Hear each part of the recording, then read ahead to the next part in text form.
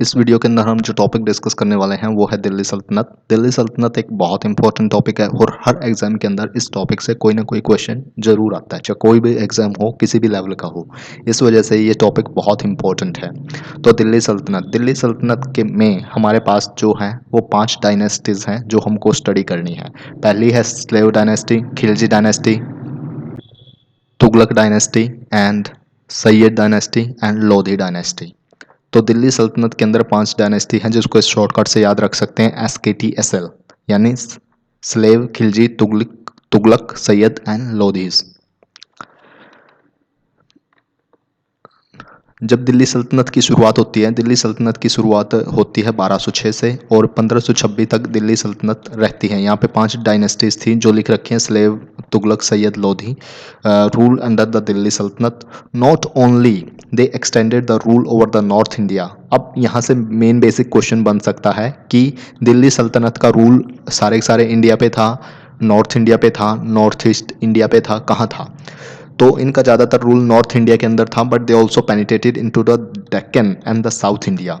There rule Indian resulted in far reaching changes in society, administration and culture. जब भी इनका कोई भी नया रूलर आता है तो उसकी वजह से सोसाइटी, कल्चर, एडमिनिस्ट्रेशन के ऊपर इफेक्ट पड़ता ही पड़ता है। Society, culture and administration. तो जो भी आज हमारा एडमिनिस्ट्रेशन है उसमें कहीं ना कहीं इस चीज़ का भी इम्पैक्ट है। जो हमारा आर्किटेक्चर है, जो हमारा कल्चर है, उस चीज़ में भी दिल्ली सल्तनत का एक योगदान है। क्योंकि डायनेस्टी चेंज हुई तो वो अपने अकॉर्डिंग कुछ ना कुछ चेंजेस लेके आते हैं जिससे कि सोसाइटी, कल्चर और एडमिनिस्ट्रेशन पे इफेक्ट पड़ता है। स्लेव डायनेस्टी को मामलुक डायनेस्टी भी बोलते हैं और मामलुक का मतलब है, कुरान में इस वर्ड का मतलब है slave. Slave dynasty was called the Mamluk dynasty. Mamluk was the Quranic term for the slave. The slave dynasty ruled under Delhi from AD 1206 से 1290। जो ये डायनेस्टी थी जो इसने रूल किया 1206 से 1290 तक। इसके अंदर 3 मेन डायनेस्टी थी स्लेव डायनेस्टी के अंदर: Qutbi dynasty, first Ilbari dynasty and second Ilbari dynasty. Qutbi dynasty 1206 से 1211 तक ये थी कुतुबुद्दीन ऐबक द्वारा। और दूसरी फर्स्ट इल्बरी डायनेस्टी 1211 से 1266 तक ये इल्तुतमिश द्वारा फाउंड की गई थी। और तीसरी थी बलबन। तो 3 ही मेन रूलर हैं इसके अंदर: कुतुबुद्दीन ऐबक, इल्तुतमिश और बलबन। बीच में छोटे मोटे रूलर आए हैं जैसे रजिया सुल्तान वगैरह, उनका कोई खास मेजर कंट्रीब्यूशन नहीं है। सिर्फ रजिया सुल्तान इस वजह से क्योंकि she was the first Muslim ruler in India, Razia Sultan. तो इस वजह से रजिया सुल्तान इम्पोर्टेंट है 1236 से 1240 तक। उसके अलावा सिर्फ 3 ही रूलर हैं स्लेव डायनेस्टी के अंदर: कुतुबुद्दीन ऐबक, इल्तुतमिश एंड बलबन। बात करते हैं कुतुबुद्दीन ऐबक की। कुतुबुद्दीन ऐबक का जो टाइम पीरियड है वो 1206 से 1210 तक है। Qutbuddin Aibak was a slave of Mohammad Ghori who made him the governor of Indian possession. He set his military headquarter, उसने अपना मिलिट्री हेडक्वार्टर इंद्रप्रस्थ, यानी जो नियर दिल्ली, जो दिल्ली है, दिल्ली के पास इंद्रप्रस्थ में अपना हेडक्वार्टर, मिलिट्री हेडक्वार्टर सेटअप किया था। Hold over north India during the time of. तो यहाँ से जो दिल्ली सल्तनत की शुरुआत होती है वो नॉर्थ इंडिया से होती है गौरी के टाइम से। After the death of Gauri 1206 Aibak declare his independence. उसने खुद को इंडिपेंडेंट डिक्लेयर कर दिया। ही assume the title of sultan, Lahore को अपनी कैपिटल बनाया। एंड उसने एक छोटे से 4 साल के पीरियड के लिए उसने रूल किया। Muslim writer call him Abbak Lakh Baksh or giver of the Lakh because he gave liberal donation to them. Abbak patronized the great scholar Hasan Nizami. He also started the construction after the name of famous Sufi saint Khwaja Kutubuddin Bakhtiar. तो अगर ये question आ जाता है, Sufi saint Khwaja Qutubuddin Bakhtiyar किसके contemporary थे? वो कुतुबुद्दीन ऐबक के contemporary थे। He was completed. It was later completed by Iltutmish. उसके बाद Aibak died while playing the Chogon in 1210. He was succeeded by his son Aram Shah, who was replaced by the Iltutmish. Now the next important ruler is the Iltutmish. 1211 से 1236 का जो time period है वो इल्तुतमिश का है और ये कुतुब मीनार है जो कुतुबुद्दीन ऐबक के टाइम पे बनाई गई थी और इल्तुतमिश ने इसे कंप्लीट किया था। ये जो सूफी सेंट थे कुतुबुद्दीन बख्तियार काकी, उसके टाइम पे ये बनाई गई थी। गूगल पे इस चीज़ को चेक कर लेना, इसकी हिस्ट्री चेक कर लेना, और पिक्चर्स के साथ स्टडी करने से जो कॉन्सेप्ट है वो परमानेंटली इमेज के अंदर सेटअप हो जाता है। Iltutmish belong the Ilbari tribe and hence the dynasty was Ilbari dynasty. He was slave to the Aibak and his son in law by giving his daughter in marriage to him. Later Aibak appointed him इक्ताऊ ग्वालियर, ग्वालियर का इक्तेदार appoint किया, and 1211 Iltutmish defeated Aram Bakhsh, और वो सुल्तान बन गया। उसने अपनी कैपिटल को लाहौर से दिल्ली सेटअप किया। During first 10 years of his reign he concentrated securing his throne from rivals. In the mid time Temujin, popular Genghis Khan जो था ना, the leader of the Mongol, started invading central India. तो इस time पे क्या, जलालुद्दीन मंगबरनी को, जो ख्वारिम का जो रूलर था उसको हरा दिया। मंगबरनी इंडस क्रॉस करके इल्तुतमिश के पास आया, बट इल्तुतमिश ने अपनी सिचुएशन को देखते हुए, अपने आर्मी पावर को देखते हुए उसको शेल्टर देने से मना कर दिया। And how in this way he save the empire from the war with the Mongols. तो उसने इस युद्ध को हटा दिया। ये स्टोरी बहुत ही इंपॉर्टेंट है कि कैसे हमें अपने एम्पायर को स्ट्रेंथन करने के लिए किसी भी कमज़ोर पार्टी को सपोर्ट नहीं करना चाहिए। Never support a weak party. ये यहाँ से एक इम्पॉर्टेंट लर्निंग है। कभी हम क्या करते हैं, हम कमज़ोर बंदे को हेल्प करना शुरू कर देते हैं कि उसको हेल्प की ज़रूरत है, but don't do that. This is the lesson from this story. अपने बारे में सोचो। बी अगर कोई पावरफुल है, उसकी हेल्प करने से आपको बेनिफिट होगा तो करो, मगर ऐसे आदमी की हेल्प मत करो। जैसे कि यहाँ पे जो सेंट्रल एशिया का बंदा था जलालुद्दीन मंगबरनी, अगर इसको ये शेल्टर देता तो ये डायरेक्टली मंगोल्स का दुश्मन बन जाता और चंगेज़ खान के साथ युद्ध होता, जिससे जो इल्तुतमिश था इसके एम्पायर को नुकसान होता। तो इसने अपने एम्पायर के नुकसान को बचाने के लिए इसको शेल्टर देने से ही मना कर दिया, जिससे इसने अपने एम्पायर को सेव किया। तो इसकी जो लर्निंग है वो लर्निंग अपनी डेली लाइफ में भी यूज़ करो। That is the important learning from this incident of the history. Mongol policy of Iltutmish saved India from the wrath of the Chinggis Khan. Iltutmish marched against the Bengal and Bihar, reasserted his control over them. He was annexed Sindh and Multan into the Delhi Sultanate. He suppressed the Rajput revolt and recovered Ranthambore, Jalore, Ajmer or Gwalior. He led an expedition against the Parmar of Malwa, but it was not successful. Iltutmish एक great statements था। सबसे पहले स्टेटमेंटशिप तो हमने यही देखी कि उसने मंगबरनी को सपोर्ट नहीं किया, उसको शेल्टर नहीं दिया। दूसरी यहाँ पे देखी, he received the Mansur letter of recognition. जो इनका मुस्लिम्स का जो मेन रूलर था उससे इसने रिकॉग्निशन लिया 1229, by which he become the legal sovereign ruler of the India. उसके बाद ही नॉमिनेटेड रजिया हिज सक्सेसर, और हेरिडिटरी सक्सेशन को इनिशिएट किया। उसने स्कॉलर्स को और सूफी सेंट को प्रोटेक्ट किया, पेट्रोनाइज किया। उसके टाइम के मेन जो लीडर थे वो थे मिन्हाज उस सुलाल, ताजुद्दीन, निजामु मुल्क, मोहम्मद जायदी, मलिक कुतुब उद्दीन हसन और फकरुल मुल्क Isami were his contemporary scholar who added candor to his court. Apart from the completion of the construction of Qutub Minar at Delhi, the tallest stone tower in India, ये 238 फुट का है, मतलब टॉलेस्ट है, tallest stone tower in India, उसको भी complete किया। और एक अजमेर के अंदर मॉस्क का भी निर्माण किया। He introduce the Arabic coin known as silver tanka, weighing 175 gram, because he become a standard coin in the medieval India. जो एक करेंसी थी सिल्वर कॉइन उसने स्टार्ट किया, और जो कि एक मेडिवल टाइम के अंदर एक करेंसी बन गई। Silver tanka remain the basis of the modern rupee. वहीं से हमारा जो मॉडर्न रुपी है वो इंट्रोड्यूस हुआ है सिल्वर टका से। Iltutmish has also created a new class of ruling, जिसको चहलगामी बोलते हैं, पावर ऑफ 40। चहलगामी मतलब 40 पावरफुल मिलिट्री लीडर्स, उसको इल्तुतमिश ने क्रिएट किया था। तो ये क्वेश्चन आ सकता है, चहलगामी या लीडर द 40 स्टार्टेड बाय, जो ruling of the 40 powerful military leader का जो ग्रुप किसने क्रिएट किया था, इल्तुतमिश ने। ये क्वेश्चन यहाँ से क्रिएट होता है। That is the question which is initiated from here. Now Razia time period was 1236 to 1240। Iltutmish nominated his daughter Razia as his successor, Qazi of Delhi. And जब भी किसी उस टाइम के अंदर किसी वीमेन को आप एज अ रूलर अपॉइंट करोगे, तो जो काजीज थे, जो आज भी इतना मुस्लिम्स के अंदर ऑर्थोडॉक्स पर्सनैलिटी होते हैं, तो उस टाइम पे इसे कैसे एक्सेप्ट करते। तो what they have done, the काजी ऑफ दिल्ली एंड द वजीर put Ruknuddin Firoz on the throne. When the governor of Multan revolted, Ruknuddin march to suppress the revolt. इसी अपॉर्चुनिटी का फायदा उठा के Razia with the support of अमीर of Delhi seized the throne of Delhi Sultanate.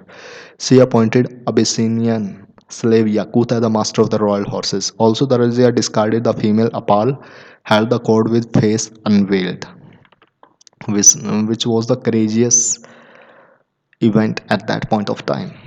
She went for hunting, led the army, जिसकी वजह से जो टर्किश नोबल थे, जो ब्यूरोक्रेसी थी उस टाइम की, उसके अंदर एक रिसेंटमेंट आया, and in 1240 Altunia the governor of Bathinda revolted against him. She went to suppress the revolt but Altunia killed Yakut and took Razia prisoner. In the meantime, Turkish noble put Bahram, another son of Iltutmish, on the throne. However, Razia won over her captor Altunia, and after marrying him proceeded to Delhi, but she was defeated and killed at the place in Haryana known as Kathal. तो जो कैथल में है उसकी वो भी बनाई गई है कब्र। The fall of Razia pave the way for the ascendancy of the 40। जैसे ही रजिया हटी तो जो 40 का ग्रुप था, जो चहलगामी थी, उसकी पावर बढ़ गई। In the next 6 year Bahram and Masud rule Delhi. The struggle for supremacy between the sultan and the noble. In 1246 Balban succeeded in putting Nasiruddin Mahmud, a younger son of Iltutmish, as sultan. अब बलबन की स्टोरी शुरू होती है। बलबन 1246 से 1287 तक था। Ghiyasuddin Balban, who was known as Ulugh Khan, served as the naib or the regent of the Sultan Nasiruddin Mahmud. He also strengthened his position by marrying his daughter to the Sultan. उसने अपनी डॉटर की जो शादी थी वो सुल्तान से करवा दी और अपनी पोजीशन को स्ट्रॉन्ग किया। He was all powerful in administration. He faced the intruses, his rivals in the royal court. He overcome all the difficulties. In 1266, Nasiruddin Mahmud died without any issue and Balban ascended the throne. Naseeruddin Mahmood की मौत के बाद बलबन क्या हुआ, throne ascend किया। Balban experience as a great regent him to understand he know the real threat. उसको पता था कि उसके लिए जो असली चैलेंज है 40 है, ठीक है। So he tried his best to crush the 40, only enhancing the power. He was convinced that only by enhancing the power and authority of monarchy he could face the problem. According to Balban, the Sultan was the god shadow on earth and spent of the divine grace. Balban ने एक discipline court के अंदर create किया और custom, उसने ऐसे custom create किए जैसे prostration and kissing the sultan feet to prove his superiority over the nobles. उसने चहलगामी को ये संदेश देने की कोशिश की कि आप मेरे कदमों को छूओगे और मेरे सामने झुकोगे, ताकि सुल्तान जो है उनसे पावरफुल है। He also introduced the Prussian festival of Nowruz to impress the noble and people with his wealth and power. He stood forth as the champion of Turkish nobility. यहाँ पे ये भी याद रखना पड़ेगा, he was Turkish. At the same time, he did not share power with another nobles. Indian Muslims were not given important posts in the government. He appointed spies to monitor the activity of nobles. Spies तो आज भी होते हैं। जो हमारा CID department है, the main function of the CID is to keep monitoring the activity of MLAs and MPs. The Balban was determined to break the power of the 40, the Turkish noble. He spared only the most obedient noble and eliminate all other by fair or foul means. Malik Makkab जो था, the governor of Badaयूं was publicly flogged for his cruelty toward his servant. Himayat Khan, governor of Awadh, was punished for killing a man who was drunk. Sher Khan, governor of Bathinda, was poisoned. Instead of expanding his kingdom, uh, he used the policy to restore the law and order and raising the power of the monarchy. He established a separate military department जिसको बोलते हैं दीवाने अरीज। दीवाने अरीज क्या था, ये simple question आ गया था। दीवाने अरीज एक military department and recognize his army. The outskirt of Delhi was often plunder by the Mewatis. Balban took a severe action against them and prevented such robberies. Robbers were mercilessly pursued and put to that. As a result, road becomes safe for travel. That is the main objective of the Balban. That is the main achievement. 1279 के अंदर Tighril Khan, the governor of Bengal, revolted against Balban. He suppressed and he was beheaded. The northwest Mughal reappeared. Balban sent his son Prince Muhammad against them, but the prince was killed in the end. It was a moral blow to the Sultan. Balban died in 1287. He was undoubtedly, वो जो था एक main architect था दिल्ली सल्तनत का, जिसने कि monarchy की पावर को बढ़ाया एंड कुड नॉट, उसने सिर्फ इंडियन को मंगोल से सेव नहीं किया बल्कि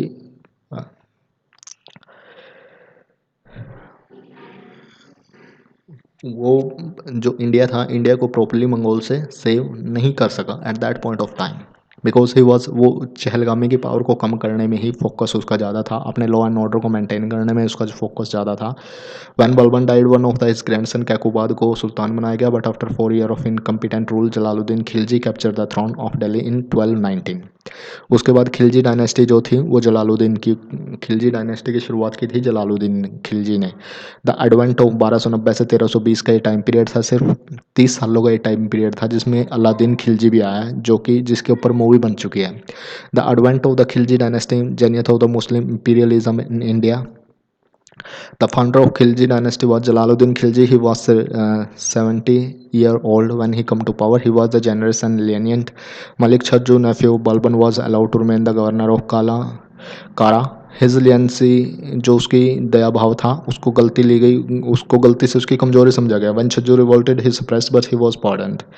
When the thugs looted the country, they were allowed to go after a severe warning. In 1292, when Malik Chhajju revolted for the second time, he replaced his son-in-law Alauddin Khilji. यहाँ से अलाउद्दीन खिलजी के entry होते हैं. 1296 में Alauddin Khilji took an expedition to Devgiri and returned to Kara. During his reception, Alauddin Khilji treacherously murdered his father-in-law Jalaluddin Khilji and usurped the throne of the Delhi. यूसर्प का मतलब होता है सीज, उसने गद्दी को हथिया लिया.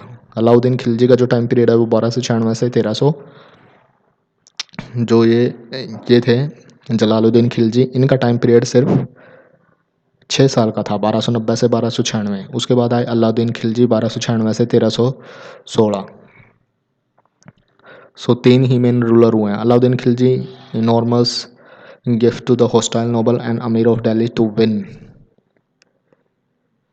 अब यहाँ पे एक मैप दे रखा है. इस मैप के अंदर मोस्ट इंपॉर्टेंट चीज़ें दे रखी हैं. ये इंडिया का दिल्ली अलाउद्दीन खिलजी के टाइम, जहाँ तक अलाउद्दीन खिलजी गया है उसका एम्पायर दे रखा है. यहाँ पे चित्तौर है. चित्तौर रतन सिंह और पद्मावती की स्टोरी, चित्तौर से राजस्थान का जो चित्तौड़ है उसके लिए फेमस है.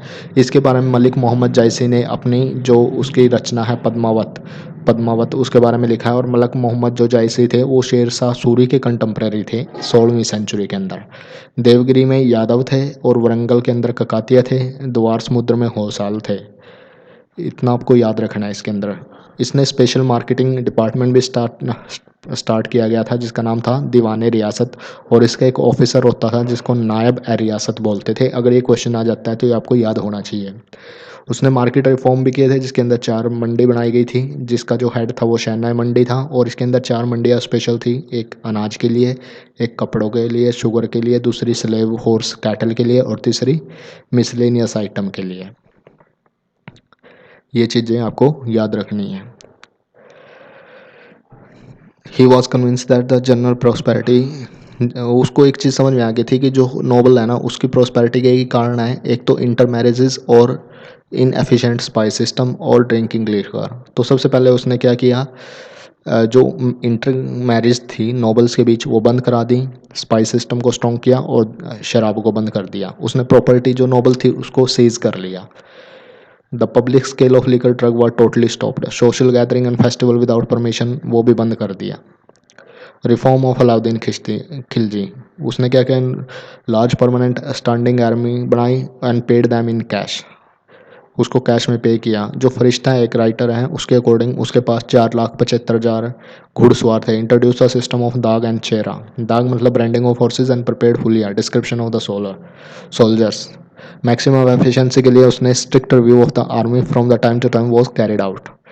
Introducing the paying salaries in the cash to the soldier led to the price escalation. जिसकी वजह से उसे क्या करना पड़ा, क्योंकि उसके पास इतनी बड़ी आर्मी थी जिसको कैश में पे करना था, जिसकी वजह से जब आप कैश में पेमेंट करोगे तो महंगाई बढ़ेगी. तो उस महंगाई को कंट्रोल करने के लिए उसको मार्केट रिफॉर्म करने पड़े. मार्केट रिफॉर्म में क्या किया उसने 4 अलग अलग मंडियाँ बनाई दिल्ली के अंदर, एक अनाज के लिए, दूसरी cloth, sugar, dried fruit butter और फ्रूट ऑयल के लिए, तीसरे वाली हॉर्स लेव और कैटल के लिए, and fourth for miscellaneous commodity. Each market was under control of high officer called Shehna A Mandi. The supply of grain was ensured by holding stock in the government storehouse. The regulation was issued to fix the price of all commodity. A separate department, एक separate department भी बनाया गया जिसको बोलते हैं दीवान रियासत. दीवान रियासत was created under the officer called नायब रियासत. Every merchant was registered under the market department. There was a secret agent called Munhiyans who sent report to the Sultan regarding the function of these markets. Sultan also sent slave boys to buy various commodity to check prices. Violation of the regulation was severely punished. Harsh punishment was given if any shopkeeper charged a high price or tried to cheat by using false weights and measurement. Even during the famine, the same price was maintained. We were not sure whether the market regulation in Delhi were also applied in the provincial capital and town. Apart from market reforms, Alauddin Khilji took important step in the land revenue administration. He was the first Sultan of Delhi who ordered the measurement of land. यहाँ से सबसे बड़ा हमारा measurement जो हमारे आज का administration है, लैंड रेवेन्यू सिस्टम है, यहाँ से स्टार्ट हुआ था जहाँ से हमारी लैंड की मेजरमेंट शुरू हुई. Even the big landlord could not escape from paying the tax. Land revenue was collected in cash in order to establishment. जब भी आप कहीं भी हिस्ट्री के अंदर या पॉलिटी के अंदर आज का एडमिनिस्ट्रेशन पढ़ो तो उसके अंदर सबसे इंपॉर्टेंट चीज़ होती है टैक्स. टैक्स क्या होता है? Tax is the blood of the system. अगर टैक्स ही नहीं होगा तो आप कहाँ से पूरा एडमिनिस्ट्रेशन अरेंज करोगे? तो it's like the blood of the human body. जैसे ह्यूमन बॉडी के अंदर ब्लड की ज़रूरत होती है, उसी वजह से एडमिनिस्ट्रेशन को चलाने के लिए टैक्स की ज़रूरत होती है. और टैक्स स्टार्ट कहाँ से हुआ था? यहाँ फर्स्ट टाइम यहाँ पे लैंड मेजरमेंट हुआ और वहाँ से टैक्स कलेक्ट करना शुरू हुआ. तभी उसके पास इतनी बड़ी आर्मी थी. और कौटिल्य ने इससे पहले अपने धर्म अर्थशास्त्र के अंदर बोला था धर्मस्य मूलम अर्था, यानी हर काम को, धर्म को कंप्लीट करने के लिए अर्थ की ज़रूरत होती है. His land revenue reform provided a basis for the future reform of Sher Shah and Akbar. Military campaign. Alauddin Khilji sent his army 6 times against the Mongol. The first two was successful, but the third Mongol invader, Khwaja, come up to Delhi, but they were prevented from entering into the capital city. The next three Mongol invasions were also dealt with severely. Thousands of Mongols were killed. The northwestern frontier was fortified, and the Ghazi Malik was appointed to as the warden of the march to protect the frontier. The military conquest of the Alauddin Khilji included his expedition against Gujarat, Mewar, and Deccan. He sent Nusrat Khan and Ulgu Khan to capture Gujarat in 1299. The king and his daughter escaped while the queen was caught and sent to Delhi. Kafur and Inauch was taken to Delhi and later he was the Malik Naib military commandant. 1301 के अंदर अलाउद्दीन मार्च against Ranthambore, and after 3 months siege it fell. Rajput women committed Johar or self-immolation. Alauddin next target, जो अलाउद्दीन का next target था वो चित्तौड़ था, powerful state in Rajasthan. Siege lasted for several month. In 1303 Alauddin stormed the Chittor fort. Raja Ratan Singh and his soldier fought mentally but submitted. Rajput women including Rani Padmavati performed Johar. यहाँ पे जो रानी चित्तौड़ के बारे में हमने बात की थी जिसमें राजा रतन सिंह थे, जो राजपूत वुमेन थी इंक्लूडिंग रानी पद्मावती, उन्होंने जौहर परफॉर्म किया. The Padmini episode was graphically mention in the book Padmavat written by Jayasi. और जायसी किसके टाइम पे थे? शेर शाह सूरी के टाइम में थे ये जो जायसी थे.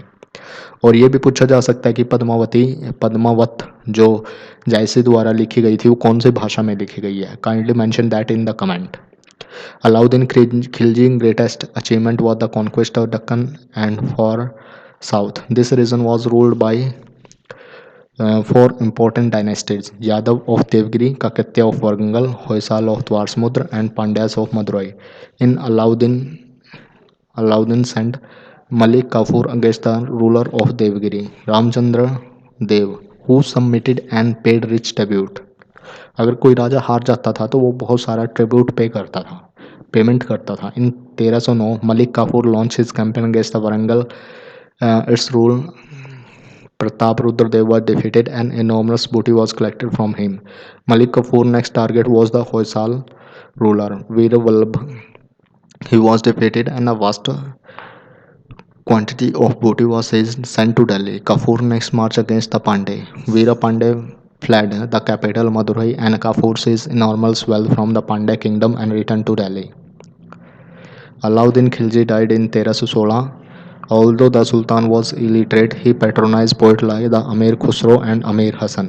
He also built a famous gateway known as the Alai Darwaja and constructed a new capital at Siri. Mubarak Shah and Khusro Shah were the successor of Alauddin Khilji. Ghazi Malik, the governor of Dipalpur, killed the Sultan Khusro Shah and ascended to the throne of Delhi under the title of Ghiyasuddin Tughlaq in 1320. Jalaluddin Khilji, Alauddin Khilji, Khusro Shah, Ghazi Malik, Ghiyasuddin Tughlaq and Mohammad bin Tughlaq. ये आपको याद रखनी है कि यहाँ पे जलालुद्दीन खिलजी था, उसके बाद अलाउद्दीन खिलजी आया, अलाउद्दीन खिलजी के बाद खुसरो शाह के बाद गाजी मलिक यानी गयासुद्दीन तुगलक और उसके बाद मोहम्मद बिन तुगलक। गयासुद्दीन तुगलक से हमारी जो डायनेस्टी शुरू होती है वो तुगलक डायनेस्टी, खिलजी डायनेस्टी के बाद यहाँ से गयासुद्दीन गाजी मलिक से तुगलक डायनेस्टी शुरू हो जाती है। तुगलक डायनेस्टी यहाँ पे जो तुगलक डायनेस्टी है, तुगलक डायनेस्टी का टाइम पीरियड जो है वो 1320 से 1414 का है। फाउंडर कौन सा? Ghiyasuddin Tughlaq send his son Juna Khan to fight against the Warangal. He defeated Prabhat Rudra and return with rich booty. Ghiyasuddin laid the foundation of Tughlaqabad near Delhi. Ulugh Khan was sent to have treachery killed his father and ascended to the throne with the title Muhammad bin Tughlaq in 1325। ठीक है, और यहाँ पे मोहम्मद बिन तुगलक के main कारनामे लिख रखे हैं। इसका जो मेन कारनामा था दीवाने कोही, इसने फर्स्ट टाइम इंडिया के अंदर एक एग्रीकल्चर डिपार्टमेंट बनाया था जिसका नाम था दीवाने कोही। ये बहुत बहुत इंपॉर्टेंट है दीवाने कोही। डायरेक्ट स्टेटमेंट आ सकते हैं क्योंकि एग्रीकल्चर आज भी इंडिया के लिए बहुत इंपॉर्टेंट है और फर्स्ट टाइम किसी रूलर द्वारा एग्रीकल्चर डिपार्टमेंट का निर्माण किया गया था। उस एग्रीकल्चर डिपार्टमेंट का नाम था दीवाने कोही और इसको किया था मोहम्मद बिन तुगलक ने। तकावी, उसके द्वारा फार्मर्स को लोन दिए गए जिसको बोलते थे तकावी, और उसने टोकन करेंसी स्टार्ट की थी फर्स्ट टाइम इंडिया के अंदर। अपनी कैपिटल को शिफ्ट किया दिल्ली टू दौलताबाद। उसके बाद बहमनी, विजयनगर एम्पायर एंड मदुरई सल्तनत। इसके टाइम में जो बहमनी एम्पायर था वो सेटअप हुआ 1347 के अंदर। विजयनगर एम्पायर सेटअप हुआ 1336 के अंदर और मदुरई सल्तनत भी इसी के टाइम में बनी थी। यानी जो विजयनगर एम्पायर था 1336 के अंदर, बहमनी एम्पायर था 1350 के अंदर, 1347 के अंदर, वो भी मोहम्मद बिन तुगलक के टाइम में बना था। तो ये इंपॉर्टेंट फैक्ट हैं जो बिल्कुल रटे होने चाहिए। इससे कहाँ से कौन सी लाइन क्वेश्चन में आ जाएगी किसी को नहीं पता। मोहम्मद बिन तुगलक 1325 से 1351 का इसका टाइम पीरियड है। 1336 में इसी के टाइम पीरियड में विजयनगर बना। 1347 के अंदर बहमनी एम्पायर बना जिसके अंदर हसन शाह थे। तो 1347 को आप 1947 के साथ कंपेयर करके याद रख सकते हो कि बहमनी जो एम्पायर था वो 1347 में बना। He was a very attractive character था। ठीक है, he was very tolerant, religious matter में बहुत ही टॉलरेंट था।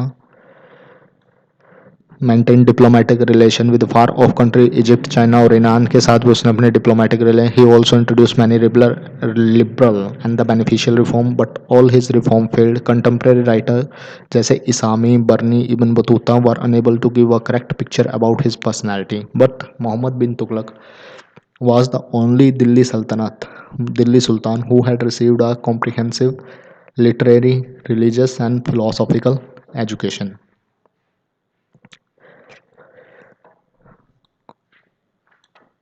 Transfer of capital Delhi to Daulatabad. Muhammad bin Tughlaq wanted to make Devgiri his second capital so that he might be able to control South India better. In 1327, he made extensive preparation for the transfer of royal household and the ulema and the Sufi from Delhi to Devgiri, जिसको उसने दौलताबाद बना दिया। देवगिरी उसने अपनी capital shift की और देवगिरी का नाम बदल के कर दिया था Daulatabad. When they registered the sultan of when they registered Sultan enforced his order ruthlessly and called great hardship to the population of Delhi. The distance बहुत ज़्यादा था, 1500 किलोमीटर के बीच का डिस्टेंस था। इसका मेन ऑब्जेक्टिव क्या था कि वो अपना एम्पायर दिल्ली के अंदर, दिल्ली से हटा के साउथ इंडिया के अंदर भी एक्सपेंड करना चाहता था। After 2 years sultan abandoned Daulatabad and asked to return to Delhi.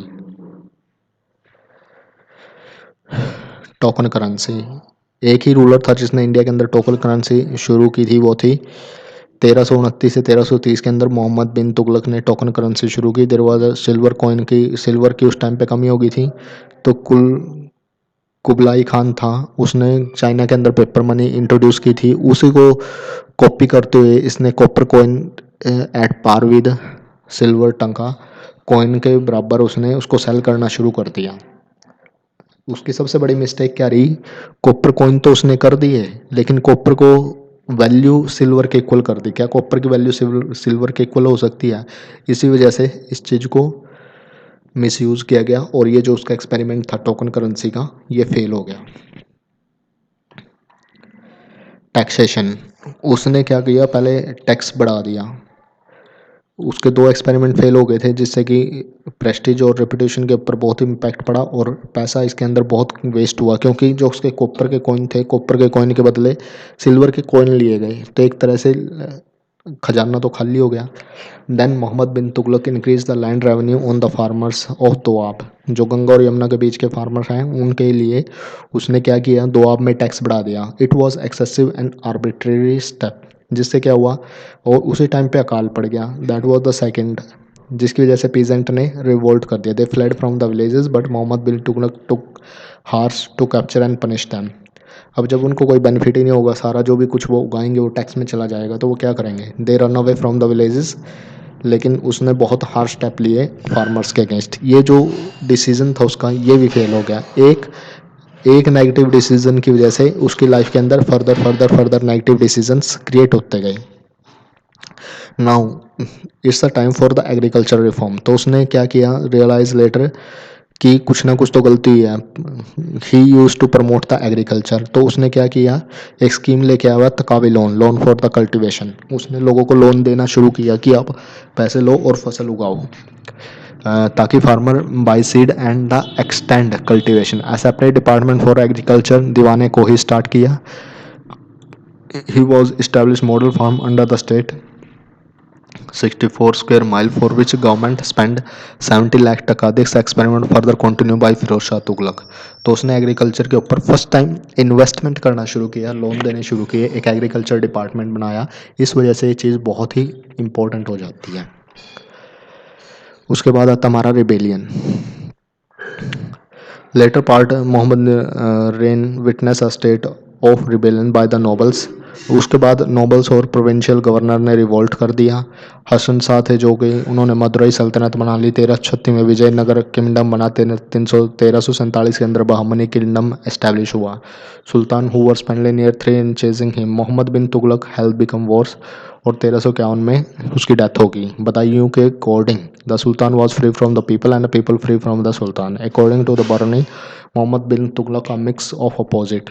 His reign marked the beginning of the process of its decline. इसके बाद जो शुरू होता है हमारा फिरोज शाह तुगलक होता है, जिसको हम नेक्स्ट वीडियो के अंदर डिस्कस करेंगे। I hope you will like it. Thank you.